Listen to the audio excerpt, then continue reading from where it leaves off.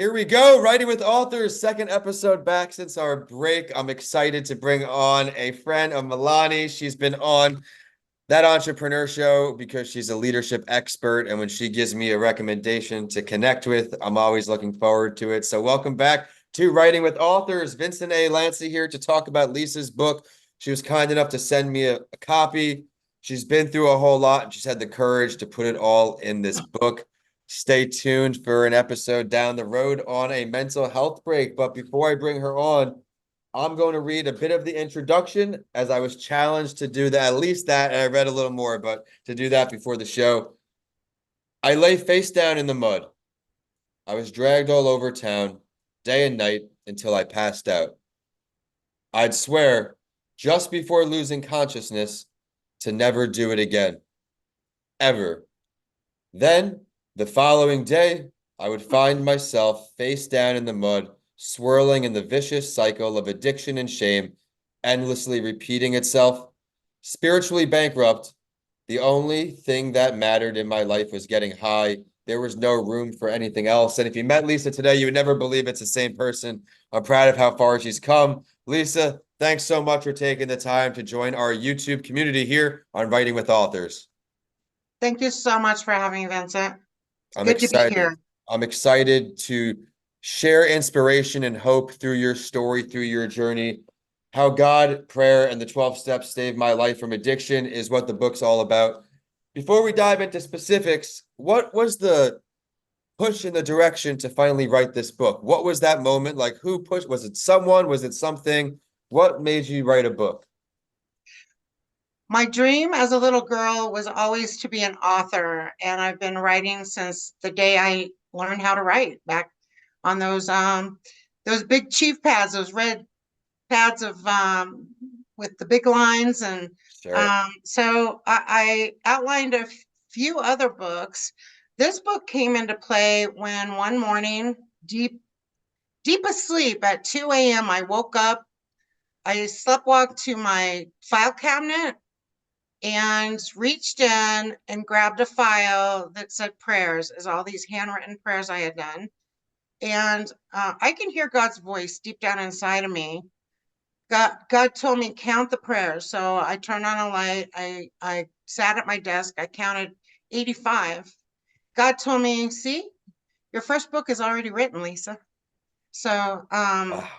I went from there, and it was a long journey. I initially had a book of the prayers with little introductions, and I had met an acquisition editor with Morgan James Publishing in New York. Amazing. I got a nonfiction book proposal into his hands, and they liked it. He gave me the advice, well, Lisa Jo, this is about 18,000 words. We like to see it thicker because of the binding. Want to be able to read the title. So I took an 18,500 word manuscript and turned it into a 60,000 with memoir with my prayers weaved throughout it. And the revamping took about 4 months. The initial thought of writing this book about 2 years ago, I would say. It was a struggle getting my head around actually writing a book. It's a big project, and I did it. And I want to inspire other people with the content, and also other writers, that if you have a book idea, you can do it. Just keep going. Don't give up.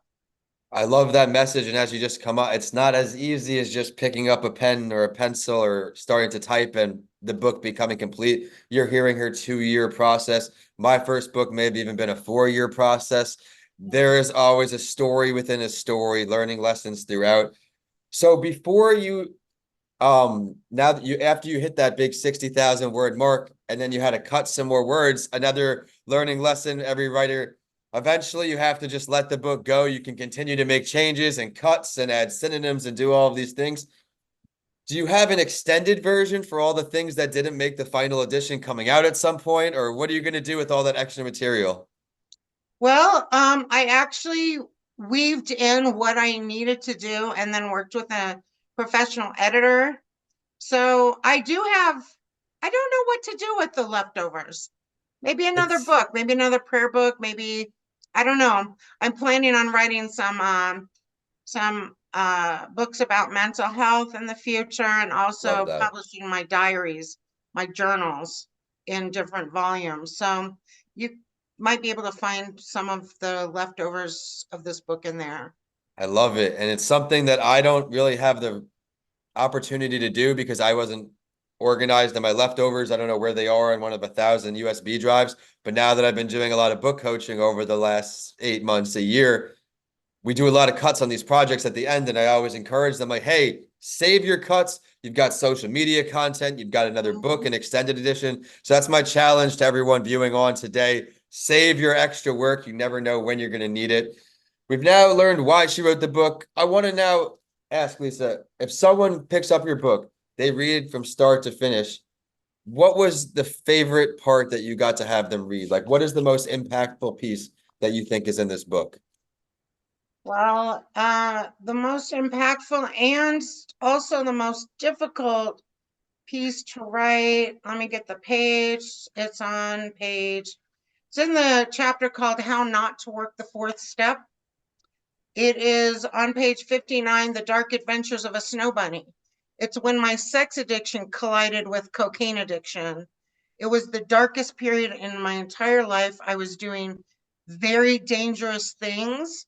This came out of an essay that I wrote about 10 years ago that I always set aside in all my paperwork because I intuitively knew I was going to do something with it, even though I didn't want to touch it. It sizzles. It's like very triggering and very potent writing that when I got to the part to weave it into this book, I didn't want to touch it still, but I knew that it could help people, Yeah. and I knew that it was part of my story, and that I had to face that darkness in order to, they say when you're in hell, keep going, walk through the fire to get to the other side. And I did it. I'm very proud of myself for doing that. It was very, very difficult writing.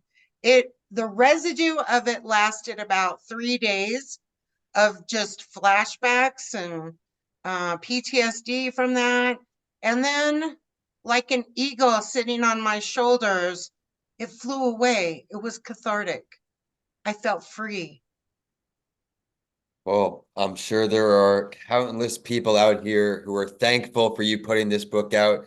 And even in the darker times of writing my first book, at the time there was, I guess, some immediate but fading, I guess, PTSD from reliving those moments. Now that time has passed and I've spoken about my experience so many times, I don't know if it's numb or I just don't have the same emphasis on how challenging it really was at the time, but we share our stories because we know we're not the only one going through it. If you're listening or viewing on today, remember what you are going through right now. Someone else has gone through something similar. And by sharing your story, you never really know how many people you can help along the way. These shows are jam-packed because we get exactly what the listener and viewer is looking for. A great new book for their book collection, some book advice, some book inspiration. We need some more advice here, Lisa. If someone's struggling right now, trying to get this book written, they've had their goal set of writing a book, but they're stumped. What should they do to get back on the horse? I would say set aside some time and brainstorm, and then turn those brainstorms into an outline. Um, Bob Goff, he's a best-selling author, New York Times best-selling author. He puts his phone number at the end of his book, which inspired me to do the same. I called him. I've talked to him. I called him when I had writer's block. I said, Bob, what do I do? He said, imagine going to the zoo. Write about the elephants, write about the tigers, write about the giraffes, write about anything. So I did that, and that broke through. Even if it I sounds like love that. crap, just keep going. Even if you write down one word, celebrate, because that's the foundation of a sentence. Sentence turns into paragraphs, paragraphs turn into chapters, subsections, you name it. And that's what it's all about. So don't give up on this process. It's pretty daunting at times.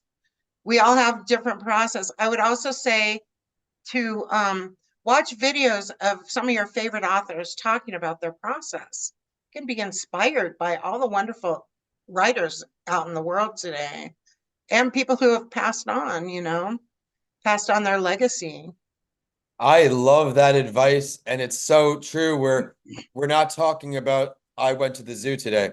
I went to the zoo with Lisa. We saw the lions and tigers and all of these things. The lions were doing this, the tigers were doing this, really breaking down that picture for your audience and the readers, just that way they can picture it in their head, create that imagery. Great advice and a great episode. Thank you so much for taking the time to come on the show. Everyone, remember, this is what the book looks like. If you had some resonation to anything she had to say, she's going to tell you right now where you can find her online and where you can say hello. Thank you, Vincent. You can go to my website. It's very easy to remember. It's Lisa Jo Barr, BARR, lisajobarr.com. You can email me at lisajobarr@gmail.com. You can reach my Calendly at calendly.com/Lisa Jo Barr and sign up for a complimentary coaching session. I have a coaching company called Hell to Happiness.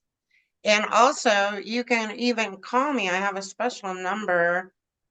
Actually, I'll give that to Vincent. He can leave it in the comments, or put it in the Perfect. comments. Perfect. Well, thank you again, everyone. Don't be shy. If you feel like her number could be of value to you, give her a call. Go on her website. She has a lot of value to offer. Remember, this is called The Pit of Despair: How God, Prayer, and the 12 Steps Saved My Life from Addiction.